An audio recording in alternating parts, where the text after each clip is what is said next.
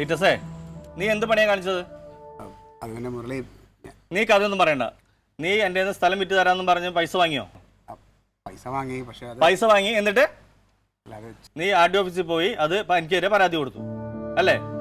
ഇനി ഞാൻ ആ സ്ഥലം എങ്ങനെ വിൽക്കും?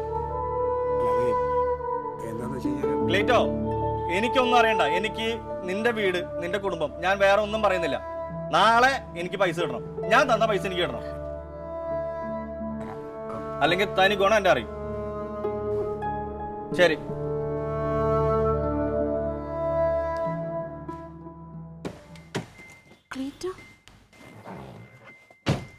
ക്ലീറ്റോ ആണ് ചെയ്തത്.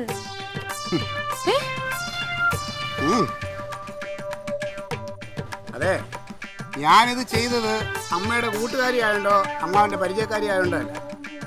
ആ അമ്മ എന്നോട് വന്ന് കരഞ്ഞു പറഞ്ഞപ്പോൾ എനിക്ക് എൻ്റെ അമ്മ പറയണ പോലെ തോന്നി. അതുകൊണ്ട് ഞാനതങ്ങ് ചെയ്തു കൊടുത്താ. പറയാതിരുന്നേ എന്തിന്?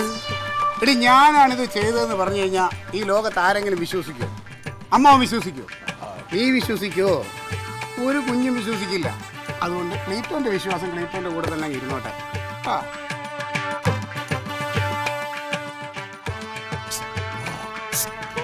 മാവോ, ഒരുപാട് കഷ്ടപ്പെട്ടല്ലേ ഇതൊന്ന് റദ്ദ് ചെയ്യാൻ വേണ്ടിയിട്ട്? ഇങ്ങനെയാണ് അമ്മാവ, ചില കാര്യങ്ങൾ റദ്ദ് ചെയ്യാനായിട്ട് ഒരുപാട് പാടുപെടേണ്ടി വരും. മുരളിയുടെ നിന്ന് മേടിച്ച പൈസ നാളെ ഞാൻ തരാം.